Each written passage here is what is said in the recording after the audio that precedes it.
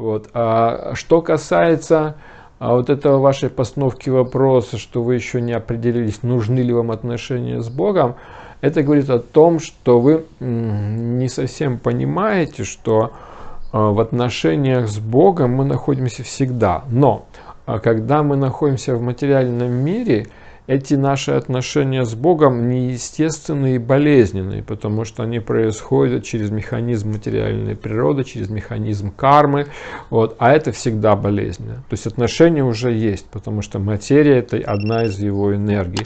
Итак, мы находимся в руках Бога, но эти руки Бога одеты сейчас такие, знаете, ежовые рукавицы кармы, вот, и поэтому мы чувствуем много боли, много дискомфорта и так далее, но отношения с Богом уже есть. Вот, я понимаю, Господь учит меня через какие-то обстоятельства.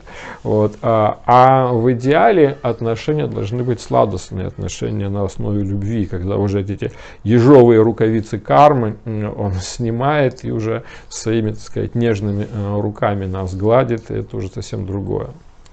Вот. Поэтому я надеюсь, что вы в своей духовной эволюции придете к этому пониманию.